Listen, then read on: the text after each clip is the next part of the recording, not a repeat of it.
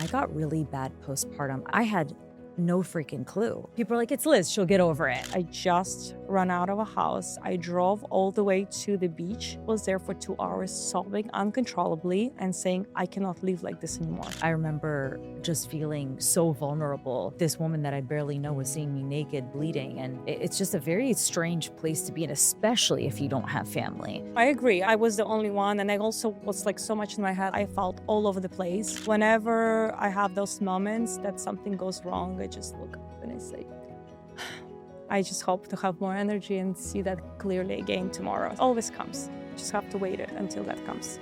Vita, Yes. my fellow Miamian? Is that Yeah. Miamian? I don't know.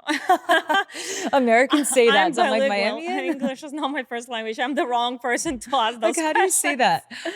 You are a mother, you're a wife, you're a businesswoman. You just launched a new app. You have so many amazing things going on. And I'm assuming by the way you speak and the way your energy is that you're also spiritual, because that's the energy I pick up from you. So, who are you and why are you who you are? Just to give you like a rundown of my background, I'm not many people know, but I'm originally from Russia. I moved to United States when I was 17 years old. I always wanted to live in US since I was little. So I feel like I had this, I don't know if it was from movies or something. I feel like I wanted that American dream for myself. I came to US with O1 visa, which is visa of talents, as a model. And I stayed here. I had a pretty successful career as a model. I exited modeling when I had children and I moved to Miami. I fell in love. My husband was based here, so I also fell in love with Miami right away. And by the way, Miami was so different 10 years ago. And I came to a point when I had my first baby that modeling was not serving me anymore. I didn't want to travel as much anymore. I didn't want to be away from my family as much. So I was kind of honestly stuck. I was very stuck because I had all these plans and dreams with modeling. Even so, I had a pretty good career. I didn't feel like I fully achieved what I imagined in my head. And I'm very driven person by nature, and I felt very stuck because I was 23 years old. I just had a baby. I had no degree. I didn't know anything beside modeling. Like I was, that's all I was living and breathing with. And I was just really empty on the inside. Like, what's next for me? I also suffered big postpartum depression Same. after the first baby. It was really dark place for me because I'm by nature a very happy person. I never thought I could get there. And I think it's all because there was so many changes in my life. I got married, I moved to another town, my career was kind of over. And modeling is such a fast-paced industry. If you're out, everybody forgot about you. So I was stuck and I was just exploring what's next for me. Like who am I again, right? Rediscovering myself. I felt like I had to rebuild my confidence from scratch. And I started to explore content. And I don't think it was like anything big for me. Like I didn't thought, okay, I want to be the content creator. I want to make money on it. I just kind of explored it as more like a creative thing. I loved posting video. I also felt like it connected me with people online. I felt a little isolated being in a new town, being a new mom, being at home with the baby. So I Right. felt like it was a very connecting like creative outlet for me. That eventually started to grow and I understood that, oh, like there is an opportunity for me. I love this idea. I always talk about it. I created a YouTube channel when I was doing my VS show. I didn't even know you had that. That's awesome. I intended to document how my experience as a VS model was. And I Yeah. was just so insecure to talk on camera. I was like, who is gonna watch me? Like Who's gonna care? who's gonna care? Like just even pull up the camera in public was like scary for me. So I kind of abandoned that idea and I had this YouTube channel that was just stuck there for 5 years. And I uploaded my first video after 5 years, basically. And that's kind of how it's all started. Honestly, it just started very slowly. I was just doing it out of passion. And eventually I understood there is a lot of people that were finding me, resonating with me, and just resonating with my story. I always talk like I went through so many stages on my content. I was like a vegan chef. I had a vegan ice cream brand. Really? Yes, like not so many people know, but I love I that. went through all of it. I feel like it was my like school of life. I always Yeah. say that like I learned so much through this experience, even if it didn't work out. Are you a vegan still or no? No, no, Yeah. but it was like, you know, how it, like in society we'll have all these trends. Like they were Sure. telling us the proteins, animal proteins are bad. And Yep. now it's all about animal proteins. Like Protein 24/7. exactly. Yeah. Like we're never in between. Yeah. We're never in the middle. People always go to extreme. So I had my like vegan moments, and I even I took courses for how to do vegan cakes during Did anyone COVID. any one of them turn out good? Because in LA 7 years there, I never found one vegan cake that I was crazy about. It's actually amazing. Really? I'll maybe make one for you.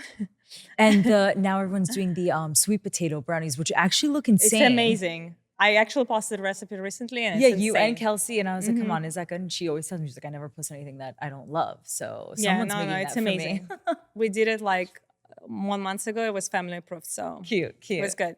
But I feel like I went through so many stages of like throughout social media, through different versions of myself. And I think social media truly taught me so much about myself, like what I like.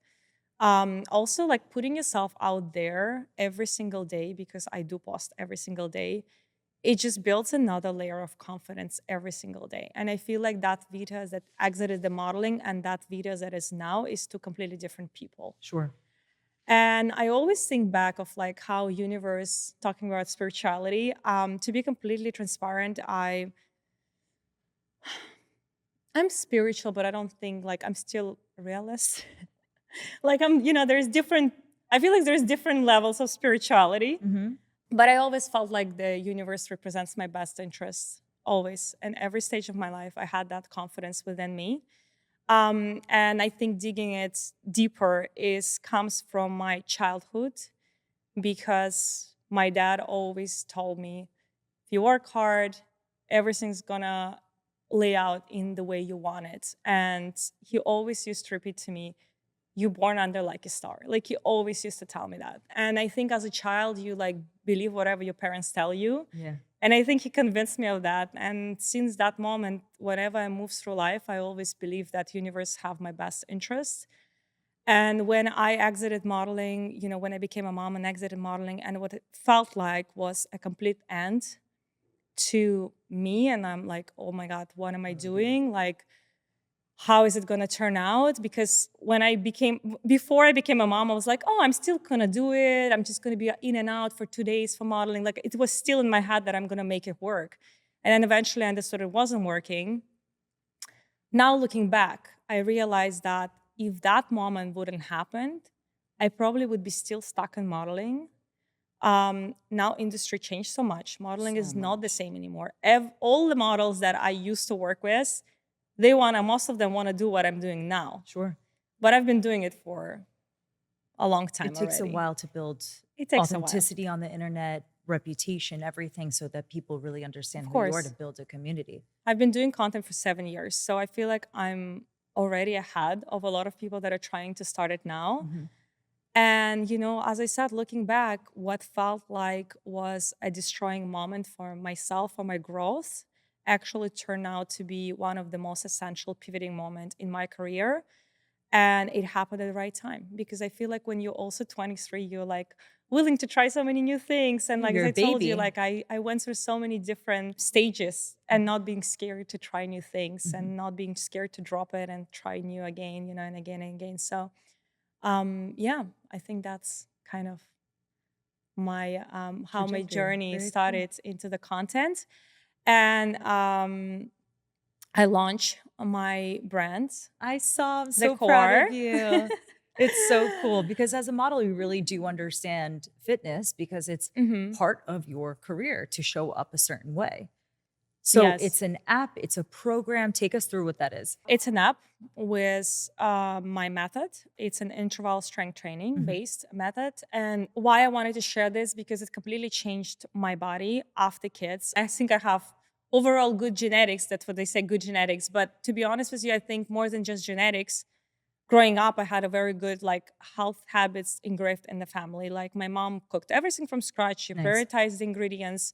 It was never about the diet. It was more about the quality. And like Whole she would foods. not allow me to like bring Coca-Cola home. Like I used to hide to drink Coca-Cola somewhere in school, you know? Yeah. When people talk about genetics, it's a lot of times family habits. Well, also after 30, the way you age is actually a choice. It doesn't matter how great your genetics are. 100%. The way you age is a choice. The way you take care of your body is a choice. You could look very, very different now. It doesn't matter if you are a model for 25 years. Yeah. You can look very different now after children, depending on the decisions that you make. And because you're so disciplined, it shows up in the way that you look. 100%. I mean, I'm a proof of it because I truly in the best shape of my life. I've been Beautiful. model for years and years and years.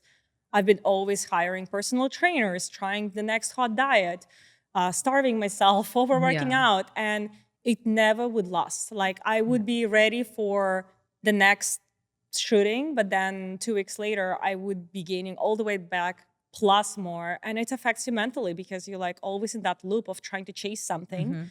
Versus So looking for balance and striving for there balance. was absolutely no balance. Yeah. It was just a very unhealthy environment too when I was there. Like it was skinnier the better kind of mentality. And you felt like you would come to a job and you're like, oh my God, somebody's skinnier than me there. Like I need to be skinnier.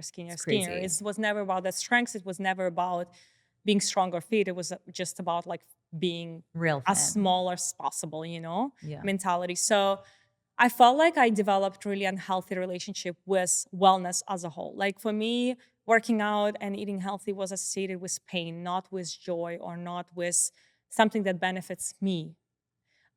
So it really took a long time for me to rewire my mentality of like, no, wellness is about making yourself feel good, making yourself feel strong, making yourself feel alive.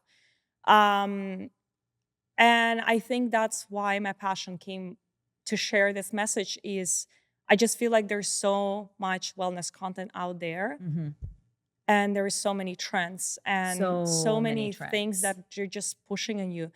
Peptides, proteins, like enormous amount of proteins. Yeah. Like I'm like, I can't eat that much protein. I'm like, I It's can't crazy. possibly stuff that's in myself. It's just like if you can't poop for 6 days because you stuffed in yourself chicken breast 24/7 and you don't eat a bit of fiber, maybe it's a 100%. message. It's not freaking good for you, you know? So it's like people I grew don't up very understand like that. Mediterranean diet. I grew up half in Israel, half in the US. And for us, it was always a balance of meat, fish, vegetables. I didn't know what it was to be imbalanced because that's just, I didn't know how else to eat. Yeah. And then moving to the US, it's kind of similar to a lot of Asians that I know. They moved to the US and they're like, wait, like what are all these fiber cereals and this insane amount of fat-free yogurt? Like we were just taught meat or some sort of protein, Butter, something bread. green and a grain, Yeah. a balanced meal. That was just what we knew. And all these things, it, you know, destroys the gut. Then the doctors, Martha and I were talking about how then the doctors are putting women on birth control, Adderall, Xanax.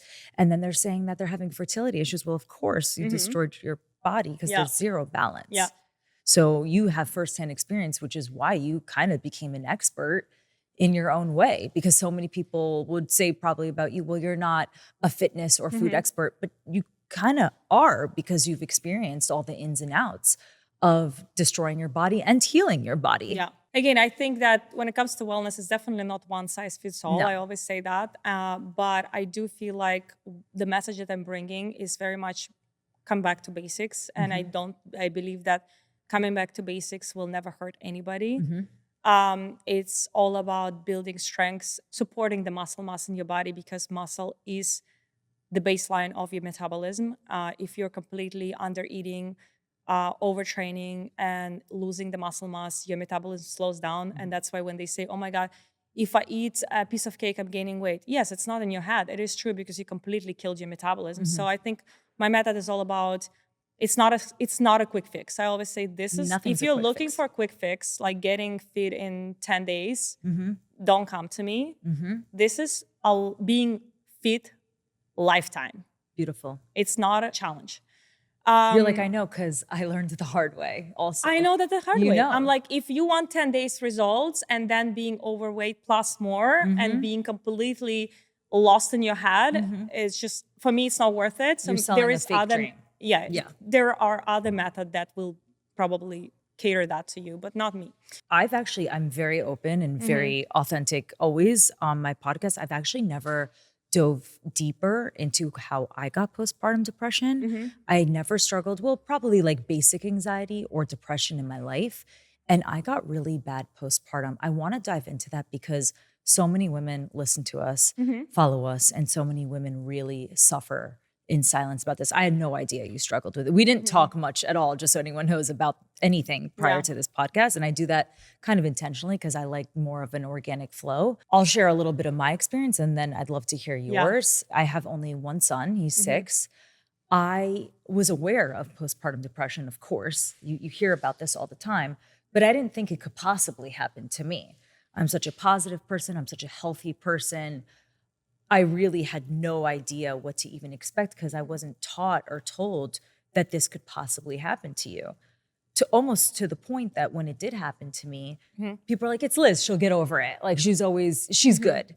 And it wasn't until a girlfriend had told my ex-husband I had postpartum depression. I think Liz is struggling with this. I had no freaking clue. And once I actually was 6 months that I started to catch it, but then once I caught it, they were going to put me on something. But then a month or two into it, I felt like I kind of got out of the Mm-hmm. fog. What was your experience? Because there's women that are listening to us that probably wouldn't assume we went through it, or even if they did assume that, they would like to feel less alone in it. Well, let's start with the fact that the postpartum depression was completely like unknown and foreign to me. Generally, depression was foreign to me because I grew up in Eastern European There country is no where such it's like thing. if I tell my mom I have depression, people will be like, Shut up. what is kind of depression? You're just bored. Go and get something to do, you know? 100%. Which honestly, she's not wrong too, because I do think that having too much free time in your hands can be dangerous too for the mind. You need a So little fire under your ass. yeah, so I think scaling back was a combination of things. I was trying to analyze so hard, and actually, it's kind of similar. I went to therapy, and this therapist, she's amazing. She's an old school therapist, and she was just refusing to give me medication for a long time. And then she's like, "Listen, this is my last reserve. I will try to help you. I'll tell you what she told me." So just scaling back, I started to feel I was very disoriented in my day. Like I understood that the simplest task, I could not focus on it. Like the simplest phone call for the gardener, like I could just not follow through. Like it was something so impossible for me. And I was just like, why? I don't understand why that was so hard. Also a lot of crying. Like I was so sensitive. I'm sensitive by nature, but that's just like multiplied by What sign are 100. you? I'm Pisces. I'm a Cancer. So I love that. we're water signs. Yeah, very sensitive. Slowly, I realized that I started to have more bad days than good days. Also, I realized it started to affect my relationship with my husband, which, like we are been such a great match. Like I know he's the one, like he's easygoing. We look at things the same direction. But I think for him too, it was so foreign and he was like, didn't know what to do. And I think he started to think at some point that I wasn't happy with him. So I felt like it started to affect a lot of areas of my life. Also, I was very sleep deprived. And I believe that's one of the reasons for a lot of cases of postpartum depression is sleep deprivation. Sure. Actually, I have even episodes on my app because I have inbuilt, sort of like an inbuilt podcast in my app where I talk about different topics on mindset. And one of the topics that was there, it was about postpartum depression and sleep deprivation and how much the baby sleep training helped me. Because a lot of moms have such a negative outlook on that.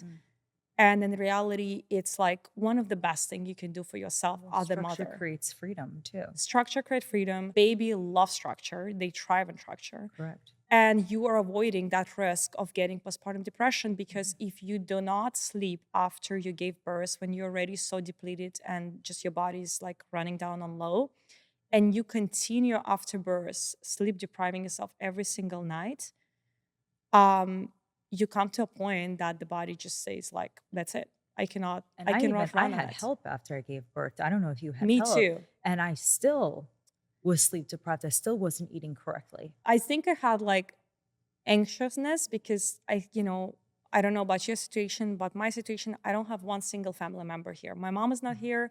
Nobody's here. I Nothing. hired Your a husband, does he lady. have family here? He doesn't have family Oh, here too. wow. Nobody has a family here. We hired this person that is new to us. We know completely nothing about her. Like, Mhm. you know, She's seeing you naked. She's seeing you distraught. They yeah, see but it's like everything. it takes time. Like now my nanny worked for me for like 7 years and I have like so much trust in her. She's truly like part of a family. Yeah. Where like day one, you like, who is this person? Like, can I even trust that person? My Mhm. baby? Like you have all this, insecurities as a first time mom too. Yeah. I mean, I don't know about you, but my nanny, I mean, there was times where I was bleeding so much and I was, in the bathroom naked and I'm very, very conservative when it comes to these things. I don't even really like being in a Mhm. bathing suit in front of people I don't know. I kind of just grew up like that. And I remember just feeling so vulnerable that this woman that I barely know was seeing me naked, bleeding. And it's just a very strange place Mhm. to be in, especially if you don't have family. Yeah. It's an extra layer of vulnerability. It's very challenging. I agree. I think it's just like it's a lack of support that you can trust as a first time mom was definitely something I could not relax. My husband goes to the office every morning and he was not much help during night as well. So I was the only one. And I also was like so much in my head, like I wanted to breastfeed and I had such a like high Vision. expectations on I Yeah. had a vision, I exactly. breastfed for 3 weeks. So I was like, I'm out. I can't do this I anymore. breastfed first baby for like 7 months. Second baby, Wow. second baby, I did like 2.5 months, and I was like, Still, okay, 2.5 months is intense. yeah. Damn. So I think that the lack of sleep was truly number one reason why I got postpartum depression. I mean, I kind of dived deeper after that. There is a whole, study behind that the way your hormones also balance out after the birth is like it's all happens during sleep. Like sleep Hmm. helps you to heal. Hmm. And if you don't have your body a You can't chance to heal. heal and stabilize your hormones, you are all over the place. Hmm. And this is exactly how I felt. I felt all over the place to a point where I sought help is one of the days I just ran out of a house. I took a car, I drove all the way to the beach in the morning and I just was there for 2 hours sobbing uncontrollably, looking in the ocean and saying, I cannot live like this anymore. Yeah, I remember that Literally. too. I was like, I cannot continue like this anymore. And when I came to a therapy first time, I told her, the Hmm. way I described it to her, I was like, I never thought of that depression could go into a physical signs as well. Like I experienced physical pain. I had that tightness in my body at all times. I kept repeating to her, I feel like my brain is frying. I kept telling her, I feel like my brain is frying. And I truly felt that way. Um, and I think it became physical pain. And I was like, I don't like where it's heading. Like I Hmm. did not feel mentally well. And I was like, this has like I have to seek help at this Hmm. point. So I went to therapy and I was going and we were discussing and at some point me and her we realized like analyzing, I was like, the life is good, like I have amazing husband who Yeah, supports technically me, from the outside looking in and from the inside looking out, everything looks everything's beautiful. good. And even Right. when I like sit down with her and I analyze it, I was like, I have no freaking Hmm. reasons to be unhappy. Hmm. But it's not about the It's not reasons them. to be unhappy, it's just about your body being unhappy and Hmm. it's clearly signaling you something is wrong.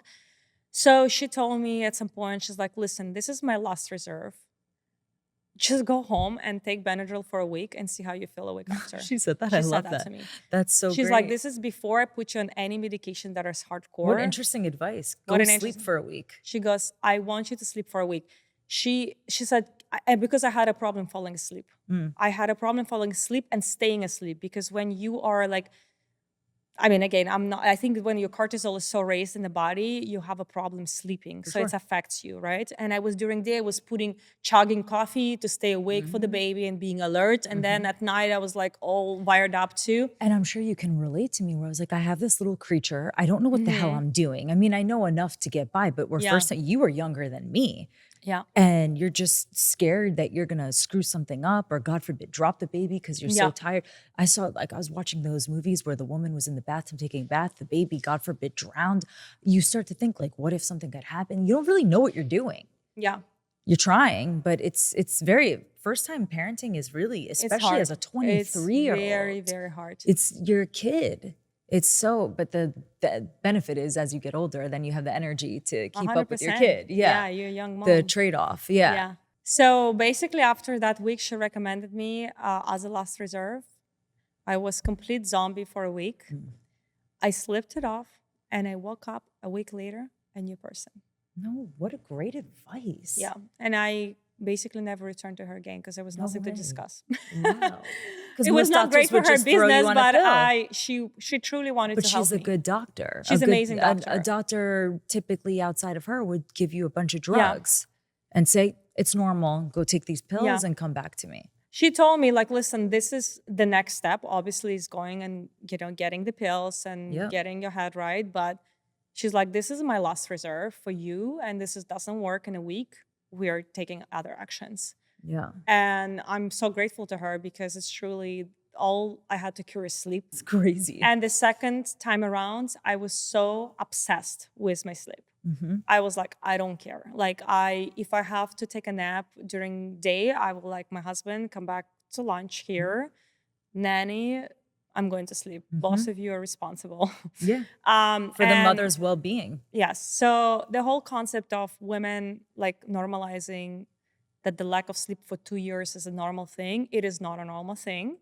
You meant to ask for help. If you like, now everybody's like, obviously, I know a lot of people will be like, oh, they're so privileged and they have all this help.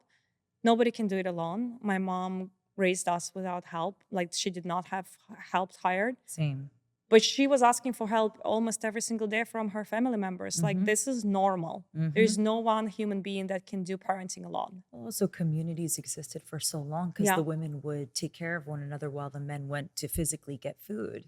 So it's always actually been ingrained in us. But now that a lot of women are working, it's the balance of, loving their career and having that while also needing assistance. But they use their money so that they can also chase their dreams. Yeah. And there's nothing wrong with that. And is it privilege when you're working and you're doing what you want to do to chase your dreams? Sure. A lot of women in many parts of the world don't even have the privilege to be able to use their voice, which is why it's imperative to do things like this. So if you have a voice and you can freely use it, you should do that. But quite often people don't realize or remember that the communities existed because everyone was taking care of the kids and feeding each other. And in Asia, for a month after they give birth, they're wrapping the women in seaweed and throwing herbs down their throat every 5 seconds. They're not even allowed to leave the hospice for 30 days. Yeah. They're not allowed to, they're literally not allowed to leave because the healing process is so imperative. Yeah. I was doing a capital raise, my first capital raise of $1 million after I gave birth to my son. I went to work 2 weeks after I gave birth. And remember that pillow you have to sit on because you're split in half? I brought the pillow to a meeting and I got so much praise and so much glory for that. Looking back, I would never recommend that to anybody. It's severely unhealthy to be running around with a pillow because you can't even sit properly, but I needed help and I wasn't asking for it. And then I got myself into the situation of, where I was at. Yeah. Super dangerous. I did not expect this conversation to go this far into this, but it's just, I remember at the time, it's more normalized now, I think, to talk about it. At the time, there was no podcast speaking about this. There was, our parents didn't really talk about this stuff. There was, especially Eastern European and Israelis, you shove it under, you do what you got to do, you shut up and you keep it moving. Yeah. Which honestly, I kind of like that kind of a hardcore, go-getter mentality. No bullshit, I really do because I think nowadays, people are too soft. It's a little too soft. Yeah, I'm hardcore myself. Yeah. And I think that it takes you in life further, than whining and around and just looking and playing a victim, sitting in the victimhood. Yeah. So spirituality. I feel like we have to meet in the middle on everything. So we always go one direction or another, and hopefully we meet in the middle. But still staying vulnerable to the things that you experience, which you are. Yes. But career, it's a lot of times also is a choice, right? For us, as privileged as we are, it's a choice for us, right? Still, Yeah. we want to do that. What's next for you? What do you want to do with the app, or do you want I to take it think more growing into my physical brand, events? I told you that I tried other businesses before and I Yeah. failed. And I truly deeply feel like this is the one. I have the calling, I have the mission, I have the passion, the response, just everything feels aligned. And I feel like I just want to pour my energy into this. I feel like it's going to benefit so many women around the world to finally make the wellness feels doable, the one that sticks and the one that you can implement every single day, Yeah. and just makes it feel. I feel like you and Kelsey need to do something together because you're both so passionate about fitness. And she also grew up in in a family and an environment in Canada where her mom wasn't like yours, from what I recall, about like how she ate. And she saw a lot of people get sick around her, Hmm. but she's so passionate about movement because she Hmm. knows what it does for mental health. I Yeah. actually spend a lot of time with women in fitness because it's actually a very spiritual thing to be into wellness and fitness, because it's the notion of understanding that taking care of your vessel, that the body is the Hmm. vessel to the soul, to have a consciousness where you are connected and you Yeah. do know your life mission. Part of it is taking care of your body. It's not fully vanity. It's understanding the importance of it. It's not just an Instagram thing. It's Yeah. really, really important, especially when you have kids. 100%. I mean, I always say, like, when people ask what's different about the core, and I also say, the way I envision my brand too and the mission, because one thing that I got certifications in personal training and know a lot about the training. But another thing is, like, you live through those moments. And I truly understand a lot of people that describe their struggles. I can relate to this so much. Mm. And I feel like the foundation of a success in wellness is a lot of times this mindset as well. That's why I lean so much into the mindset talk, like how people perceive wellness and how they see wellness in general as a whole picture, because that changes everything. What do you do, whether it's morning or night or in Hmm. your car? I talk to God alone in my car. I think I find what I call like pockets of peace. Hmm. What do you do to not just keep the fitness part you got down? I don't know if people necessarily know what you do when you're alone to ground yourself, to connect to God, universe, creator. If you do or if you don't, what do you do Hmm. to stay grounded? And if you don't do anything, When that's okay I too. no, I do. I was just trying to form. Actually, it's funny because I was just thinking the other day when I had a birthday. Every single birthday, you kind of ask for something, right? And it's like a spiritual moment of its own. Like, reflect on how your year went and what's ahead and what you want more for yourself, right? Mhm. And I realized that in the past two birthdays after I turned 30, before 30, I was always asking for something either materialistic or a goal in my career or something that is not, it's just like a next thing that has an expiration date once you reach it. But I understand in the past 2 years, all I'm asking on my birthday is clarity of my mind, because I've been once without the clarity and I know how disorienting it can be. And um, the same drive and energy that I have within me, because I know if I have those two, three elements, I can do whatever I want to do in life, truly. Beautiful. So I think that's whenever I have those moments that something goes wrong, I just look up and I say, I just hope to have more energy and see that clearly again tomorrow. So, and it always comes. Just have to wait it until that comes. I spend so much time with really interesting women that are very, very powerful. And they always have these little stories, kind of like you did, that when you were in Russia, you had this American dream and Hmm. you decided that one day you were going to live this type of life. That is manifestation. Hmm. When we're kids, when we're like bippity boppity boo, and Yeah. we have this like fake magic Yeah. wand and all these moments, and not realizing that the way we're speaking then and the way we're thinking then, that's manifestation. You've manifested your entire life. Hmm. You shouldn't technically have or not have anything. You're designing your reality. So when women like you are like, I don't know if I'm really spiritual, I'm like, what do you mean? You've manifested everything Hmm. around you. Like just like there's physical laws, like this cup, you can physically see it move. So Yeah. you believe it to be true because you can physically see it. Hmm. But spiritual laws are similar to when you boil a pot of water and the water goes into the air. You can't see it, but doesn't mean it doesn't exist. No, it just changed form. So spiritual laws, just because you can't see it, doesn't mean it doesn't exist. Hmm. So women like you who have manifested really their entire lives, you have a gift. And I think that God, universe, creator uses women like us to channel specific messages. And I think your message in this lifetime is how to take care of yourself in a balanced way and how to use it to live a beautiful life. This is your gift. I think part of it, yes. Yeah, this is one of your gifts. Yes, definitely. I agree with you. I'm a dreamer by nature. I always dream. I always envision. Pisces.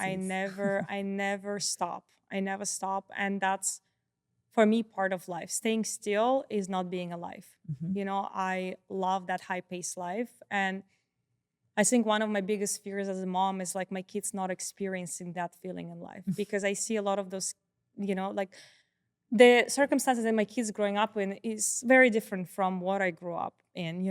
I'm come from very simple backgrounds. Same. I moved, I didn't barely speak English, like there's so many obstacles that I had to overcome to be where I am today in a way. And my kids already starting from a point that took me so long to get, like they live in Miami, it's beautiful city, so many opportunities. They speak English, like there's so many things for them. Mhm. And I also think that when things comes too easily, people don't appreciate them. Like when people in that country, I just became American citizen last year, No way. and I'm Yay. so proud That's of cool. it. That's cool. I wrote the post, and I truly feel like I deserve to be here. I'm an immigrant that like so proud to be an American citizen. And I feel when people who are born here or have been living here for long enough, they are talking about all this like nonsense and problems that they have, not realizing what's out there and how lucky we are in this country and what's giving and opportunities that it's giving. All you have to do is just freaking work hard Mhm. and be focused Mhm. and not just hoping that something's going to fall from a And save sky. you. Yeah, so it makes me angry when I see that. So I think one of my fears as a mother is how do I raise kids that, starting from a different background than me, but still have the same drive of improve and learn and try new things and not being scared, and just like that feeling of being alive and trying new things and rediscovering something new within yourself is truly what the life is about. I mean, I can completely relate. I moved to the States with a single mom. Hmm. My first language was Hebrew. We had no money, no car, no nothing. And my son says the craziest things that are so privileged. And I kept asking my friends. I actually spoke to David Metzler. I was on tour with him in Hmm. Ohio on a speaking tour. And he's insanely wealthy, very successful, self made. And I said to him, "What the hell are you doing with your kids? What do you do? You have everything." And he said to me, he's Jewish, and he said, "For Hanukkah, I tell my kids that 3 of the 7 gifts, we're going to go to a shelter and give them Hmm. the gifts so that we understand what it's like to be in the position of receiving and giving." And I just thought that was so beautiful, because how the hell, when you have private jets and this and that, how do you teach children how to have gratitude and see things from the different lens and 100%. things It's like those that? small I things. thought that was so cool, Yeah. and I did that with my son. This year was the first year I did that Hmm. because I grew up with nothing. Yeah. I got one toy a year. I I'll know. never forget. It was the Simba toy from the Disney store. And I Hmm. held on to that. Like, I thought it was the best thing I've ever seen in my life. And my kid's asking for a new toy like once a month. He knows how to go into my Amazon account, 6 years old. And he sneaks into my phone because he knows my password. Hmm. I'm like, what the hell is going on here? Yeah. But I can totally relate. It's because if you don't If appreciate you don't it, put a limit, if you don't point out the appreciation. I mean, I'm pretty strict mom. Like I'm very strict. I could tell that. And I love that. I Um, think that's really cool. I'm all a believer. Tough love is the way to I raise struggle with healthy a little children. bit because with a boy, I'm like, oh, you're so I perfect. know I the love boy is you so different. I much. think with the girls, it's like mom. Mom usually is like a strong strict figure, and dad is a bit softer. And with boys is different. Yeah, it's That's so at least how I hard. grew up too. And it worked out well. Yeah.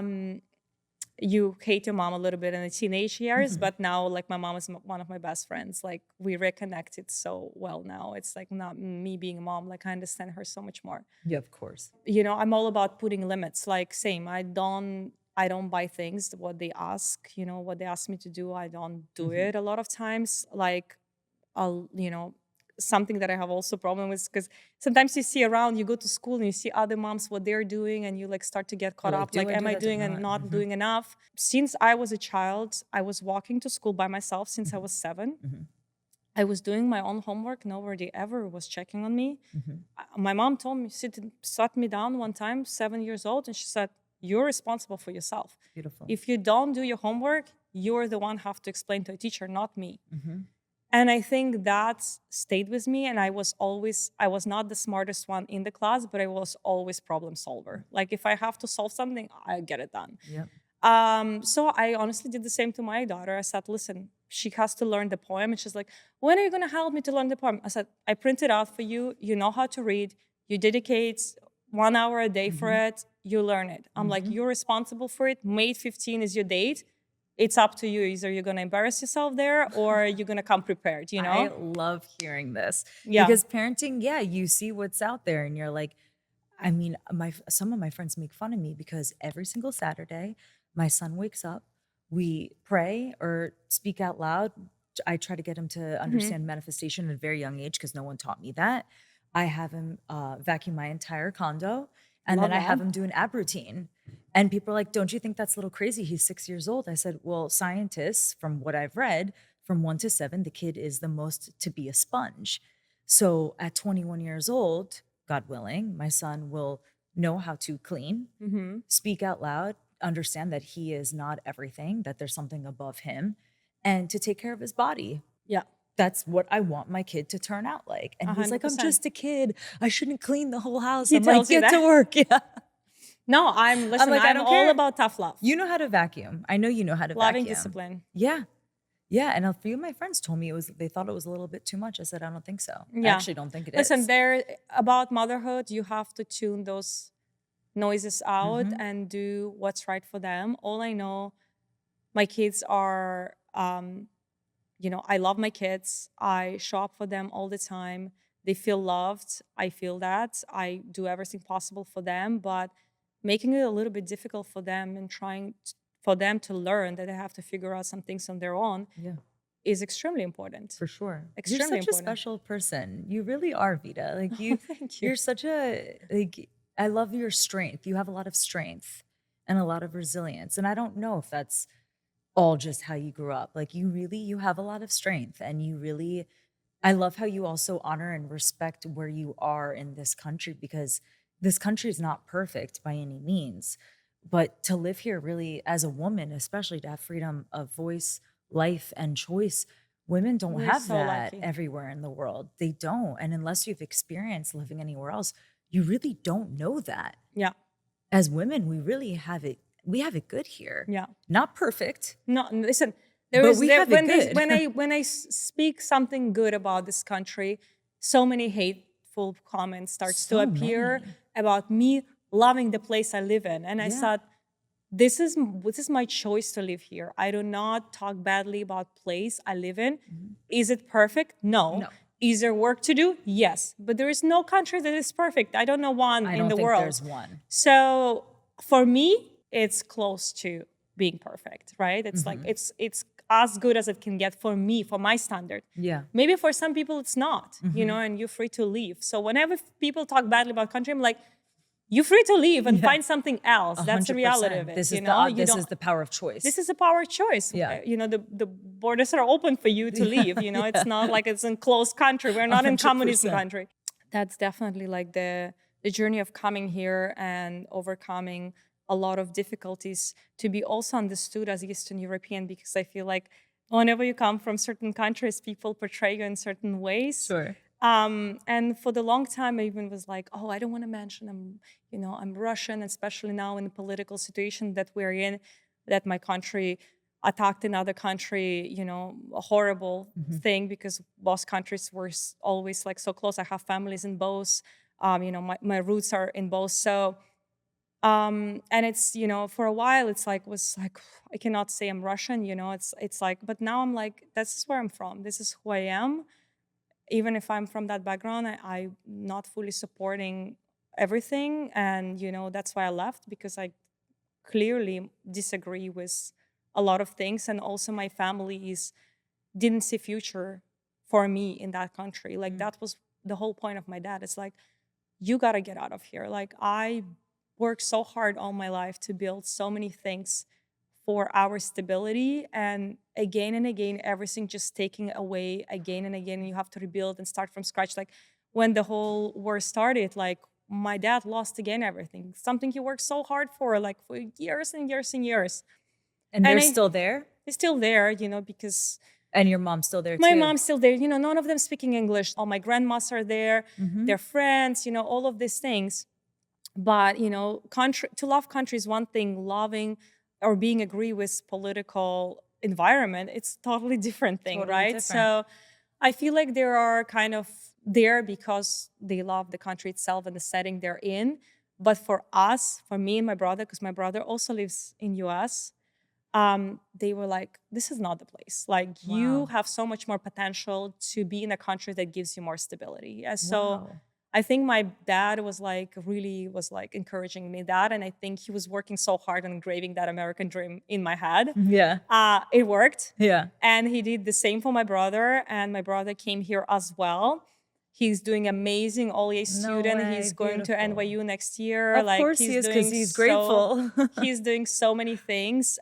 He works so hard too. So I think I'm modeling a little bit my parents' parenting because we turn out good. Beautiful, beautiful. I'm sure they're so proud of you both. They are. What would They you finally say? saying this for the longest Finally, time. because the Russian parents, they never like say don't. that. My dad, even to now, he's like, I was telling him, like, I launched the business and it's finally first business that did so well from a start. And I was like, Dad, I did this.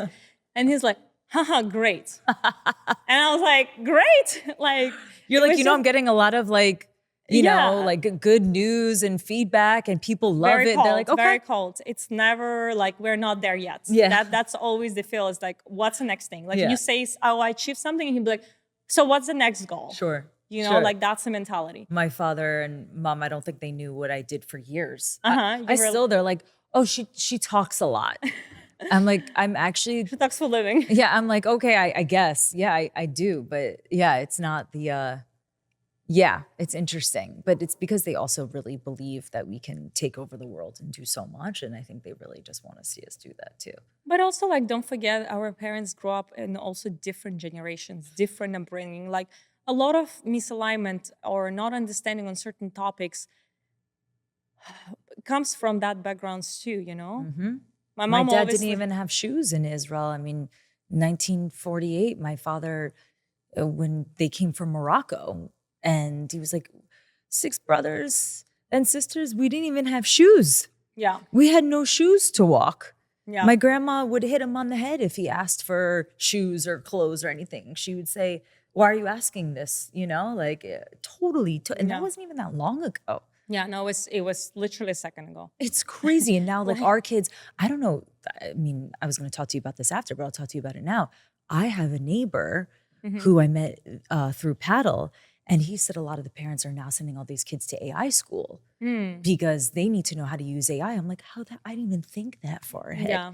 He's like, yeah, our kids are going to be using AI, and we're starting at 6 or 7 years old. 100%. Have you heard this around like town? I mean, I have not heard it, but I'm a believer that people that know how to use AI will be definitely ahead of the game. Even on my own example, content creators that know how to use AI the proper way, they are much more ahead of the game. For sure. I think for kids it's the same, but honestly, I'm just trying to like, I'm like, should we send our kids to AI school? Like, I don't know.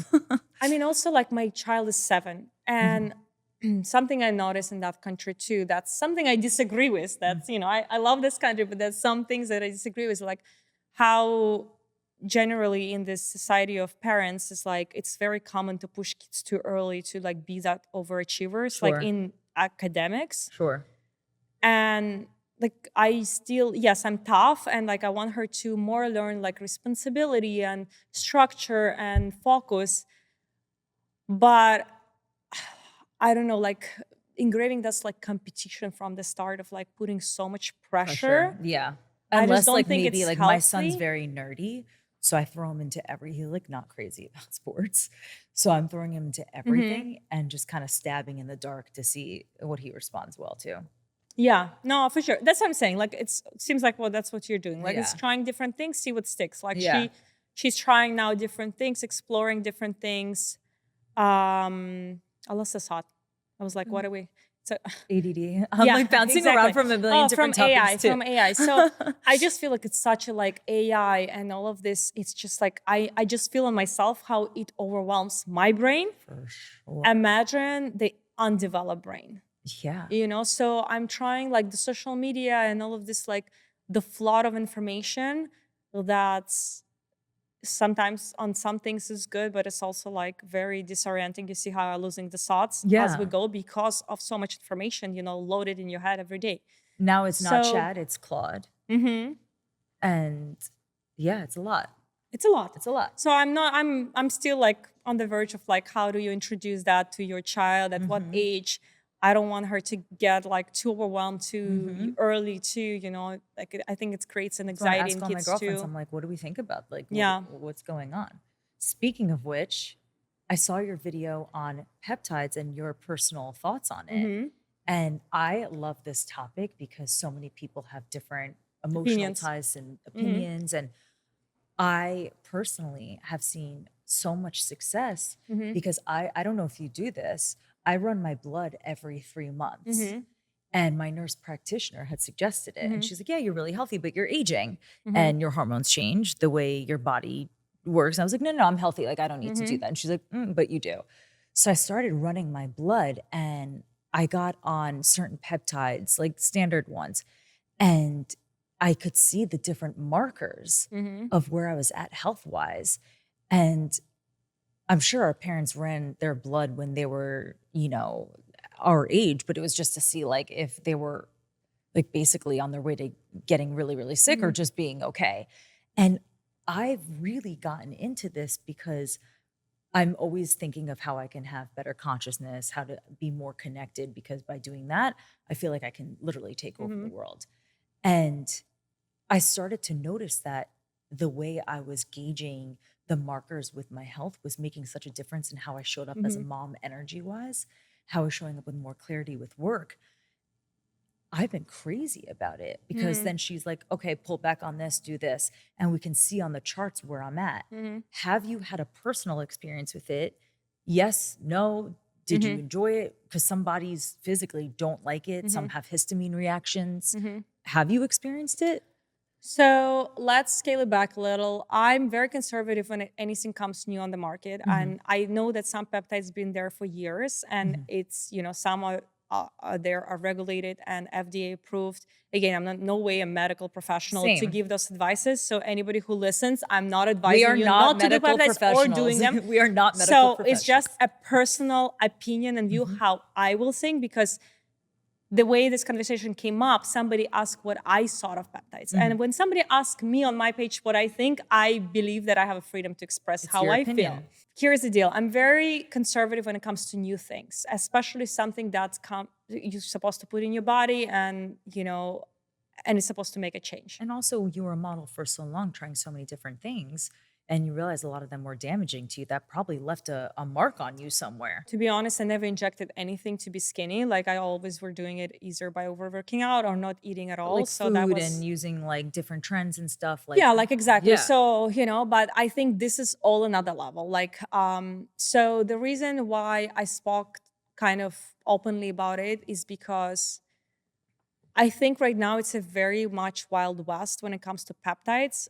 People don't understand. Yes, there are peptides that FDA approved, but there is tons of peptides that are just like not approved. You don't know where they come from. Mhm. You don't know what it is. In the best case scenario, is just injecting water. In the worst case scenario, it's something that can harm you. For sure. When I received messages, DMs about peptides, like I was just posting recently, she's like, yeah, I went to doctor. He told me no peptides. He's against peptides. But then I went to my trainer and he's recommending me all these peptides and now I'm fit. And I'm like, you are getting advice from a trainer, not from a doctor. Like that's already a red flag. You know, like if the doctor told you not to do it and you go and you think you are seeking help, somebody who knows nothing about peptides, like to me, that's a red flag of approach of people, right? Like all my messaging was like, just perceive it with Cautious. you know, like be 100%. more thorough about it. Yes. It's not a light drug. Like a lot of these things can be harmful if they're not done properly, Without a doubt. if the wrong thing, Not for cleansed wrong properly, reason. not the needle, if you're using the needle. It's a million things. There is a million things, even like what the peptide, why I'm talked also negatively about it, because 2 of my friends started peptides and 2 of them got cancer 6 months after they were starting taking because peptides. it can also accelerate. It can accelerate. People don't know a lot of often about it, that by improving your physical appearance, like it just creates the environment, you know, like if the good cells regenerating, so the bad cells can it regenerate accelerates fast everything. too. Exactly. So this is true. You don't need to be a medical professional to know that's it does just accelerate. true, you know. Yes. And it's like, oh yeah, but I don't have cancer. And I was like, yeah, but every single human in this world have cancer cells. It's just all about like, what environment do you create for it to grow, right? Is there inflammation? What are you eating? Yes. What's your surrounding? 100%. So what's your to be honest with you, when I've seen 2 of my friends getting cancer, what they are convinced of, because 2 of them are healthy, young, my age, working out, you know, one is a little bit older, working out, eating healthy, doing blood work every year, perfectly, like really staying on top of their health.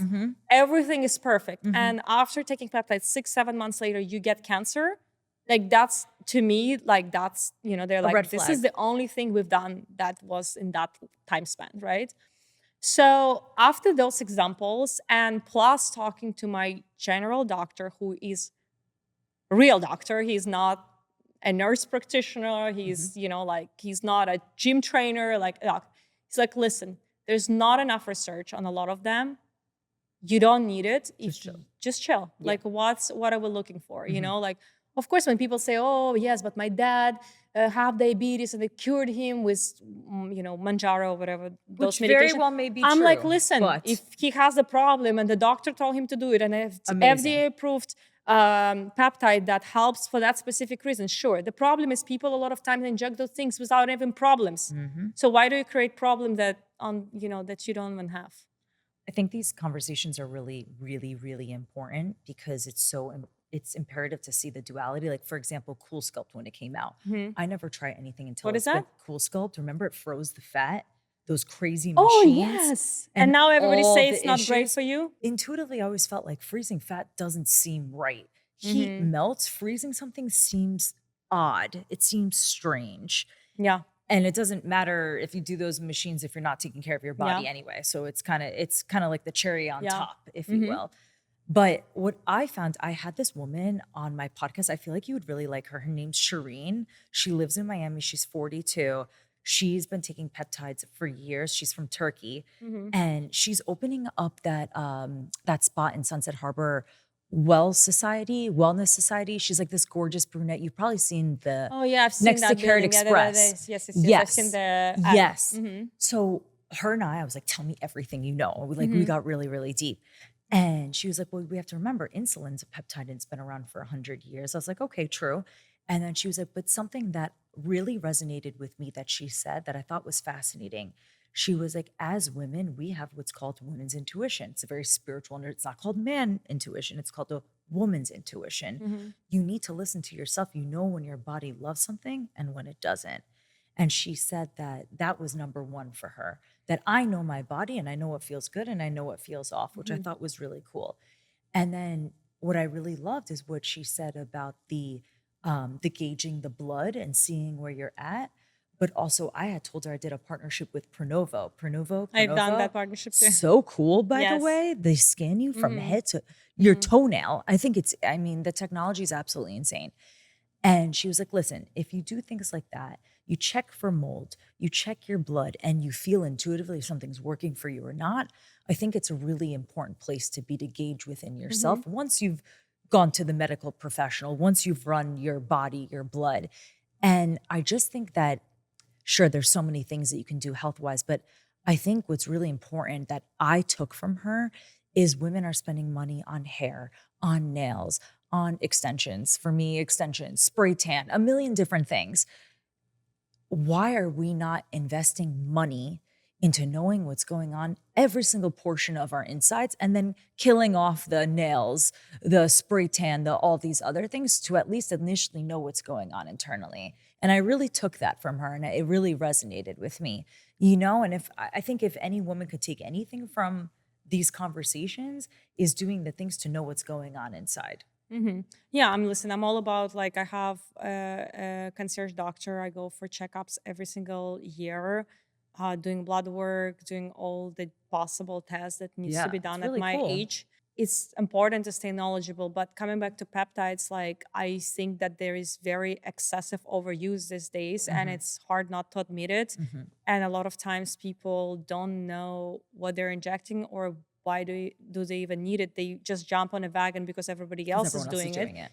So, but to your point, like, if you look at the way the behavior is with each trend, what you were just saying, that whatever, that cold therapy for fat, there's Cool an sculpt. Yep. cold sculpt, It was so negative, hot 5 years then ago. negative, Mhm. right?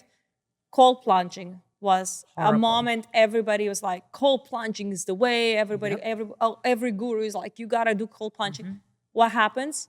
3 years later, everybody's like, The cold nervous plunging is system's like not great shocking. for Mhm. women, especially because Mhm. of the hormones, because of the other things. For men is different, for women is different. And age and a lot of Asian culture always speaks The about how to keep warmth, the warmth. yes, Yeah. not the cold. Yes. But that's my point. The Yep. same about peptides. Mhm. I don't want to be the guinea pig. And I Mm-mm. think with peptides, their negative parts can be so much greater because that's something you inject in yourself. It's not just you dipping yourself in a cold water. It's actually something you put in your body Mhm. and you injecting in yourself. And it's just like your body don't really have ability to eliminate it, or like if you ingest something orally, like your kidney and other parts of your body sort of can filter it. But if you're injecting something in your bloodstream, your body don't have opportunity to sort of deal with it, right? Or like decide for themselves how much Mhm. they want to absorb it, Mhm. right? So to me, you will see that 3 years later, there will be something that comes out of it, that some peptides either cost something or there'll be more research. And I decide for myself, I don't want to be that guinea pig.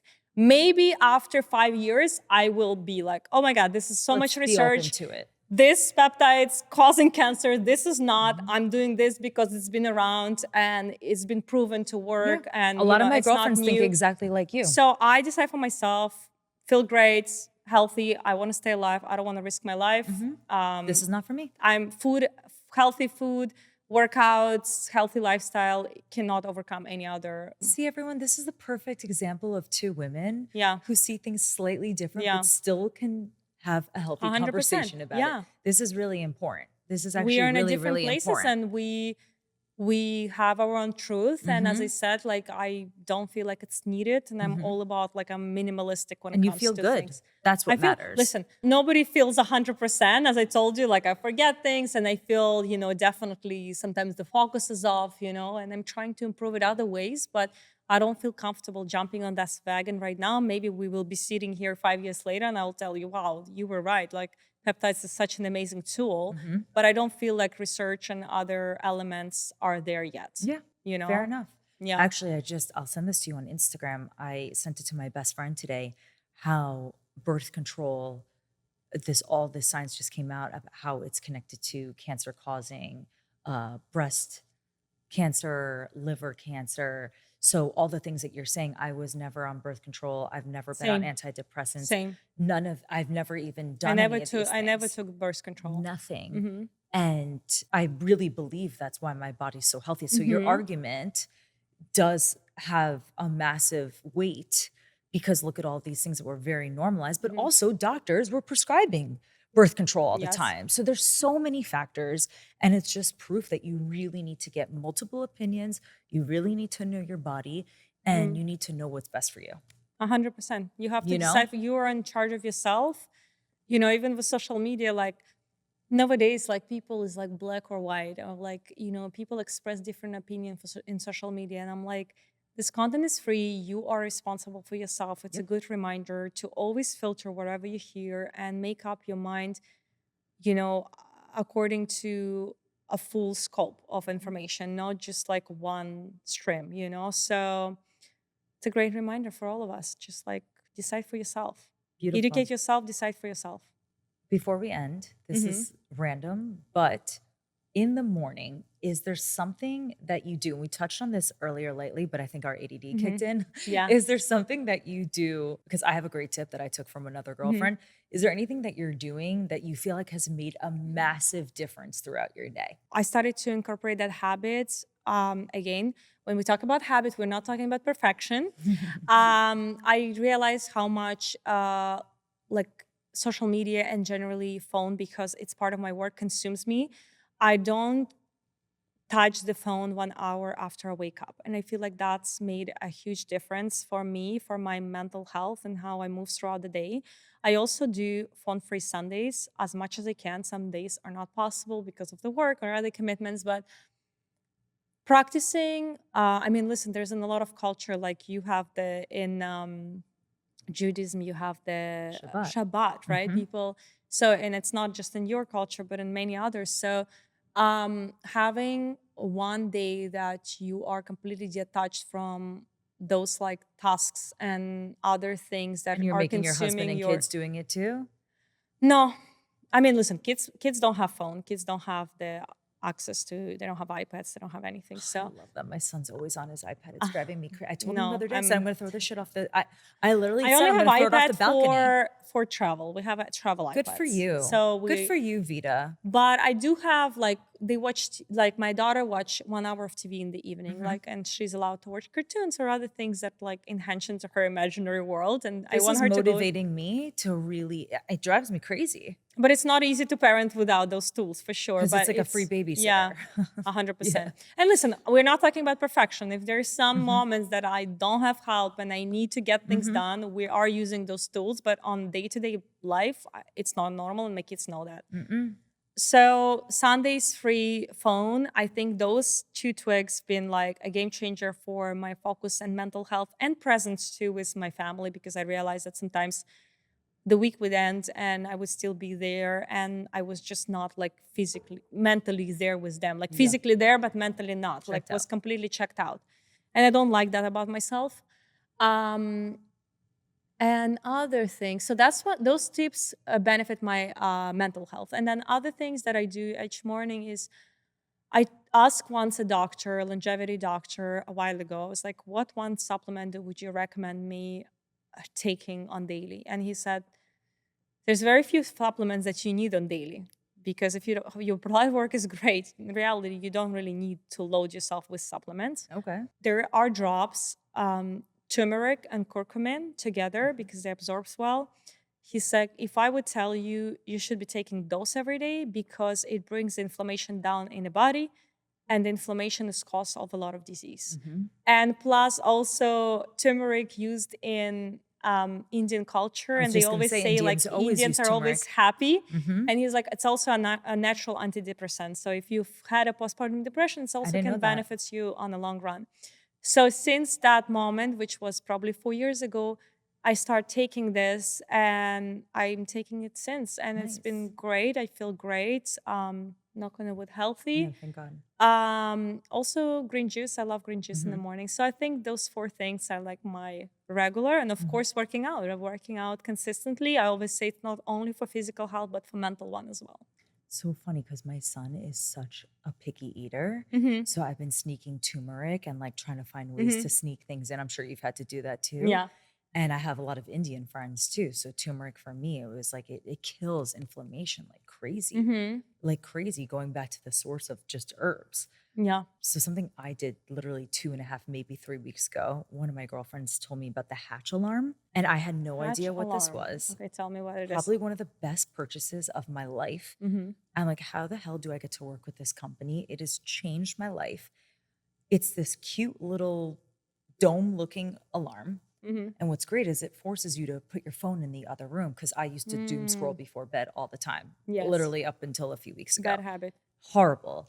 And there's an app that's attached to it. You can change the colors, the settings. You can set guided meditation before you sleep, and then it drifts you off into this like beautiful whirlwind of sound bath. It's insane. And then the way it wakes you up is the light slowly comes on and you wake up to like chirping birds. I feel like I'm like Cinderella. Yeah, like no, in a me castle. like I'm like Right, that's how I was jumping off the waking up bed. 3 weeks ago. And I was like, why the hell did no one tell me about this? Okay, maybe I need that. Babe, it is literally the best $160 I've ever spent in my entire Buying it. life. You sold me on this. It is. I was like, how is everyone not talking about this? We talk about wellness and health all the time, but we're waking up to these crazy ass alarms. Yeah, it's like it's basically like from a moment you wake up, your cortisol shoot up in the sky. Yeah. And I was just like, wow. Yeah. Wow. Like just such a simple thing. Yeah. And I was really bad with my phone before bed and then waking up because you turn your alarm on, Yes. off. And then you're immediately in emails, text, scrolling, like as 100%. if any of that is necessary. It's not. And then something other really simple. I'm addicted to coffee. I'm like coffee is like, that is my happiness. And I really forced myself, even if it was just a few sips of room temperature water. And if a lemon's laying around, great. If it's not, whatever. Doing that before running immediately to coffee has made a difference for sure. And I've been saying both Nice. of these things I was going to change for the past 3 years. And I finally did it. Nice. Yeah. Yeah, I also have been actually practicing, like I read somewhere that some people agree with it, some don't, but they say that when you wake up, your body, like the way the body kind of wakes itself up, it's raising naturally the cortisol to be fully awake. So they're saying it's best to postpone coffee by 1 hour so your body can fully kind of stabilize itself and wake up before you add cortisol to the mix again, you know? So Would make sense. it makes a lot of sense. And honestly, like I feel like when I implement those moments, it's not always happening because sometimes I wake up, I just want to do so many things. I want to work out. I want to like extra kick. Yeah. Not always happens, but on those days when I do that, I feel like my energy throughout the day more stable.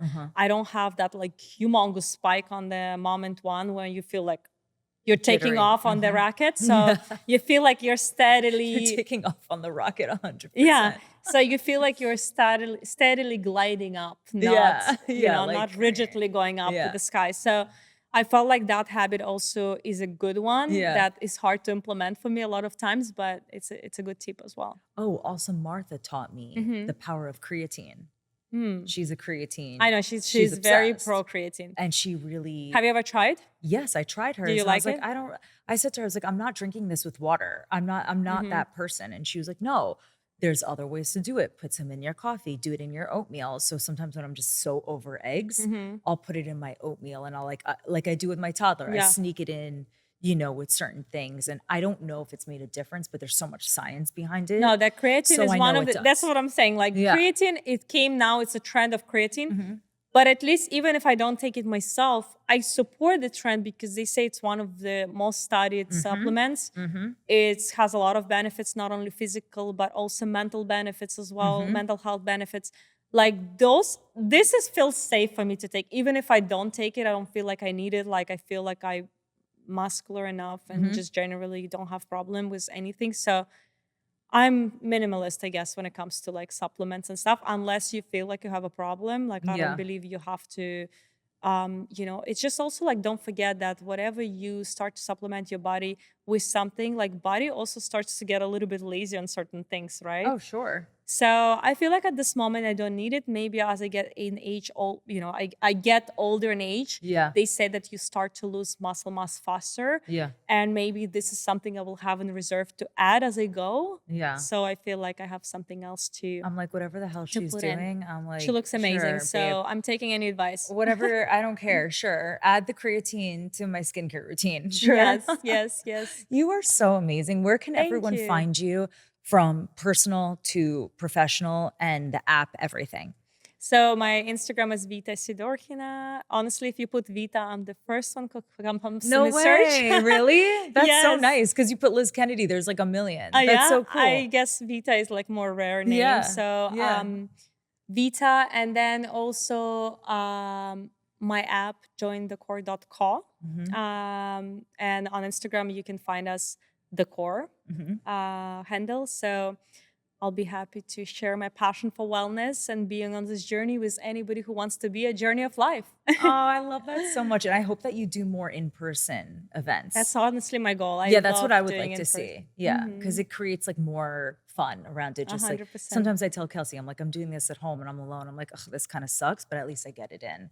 But the events and like doing things in person, it makes it more fun. They say that now nowadays there will be a trend of more brands and more people that are building personal brands to go into in-person events Yes, because people are fatigued by the online for sure. information and they don't even pay attention anymore. So they say that the in-person connection now matters more than ever. Yeah, and Hmm. we get to be around people all the time, but most people don't. So Yeah. this is your sign. The core will be doing events. I'm going to force Vita at least every 2 months to do something Yes. in person. Yes. We have a Thank lot you of so actually already much. planned, so I'm excited. I'm so Yes. pumped. Thank you. Yes. Thank you for being Thank you. here. I was And so thank you happy for to your be here. strength, Thank you. being a woman of strength, not just looks, but strength. Thank you. That's so sweet for Yeah. you to say that. Yeah. Thank you. I was so Thanks. happy to be here.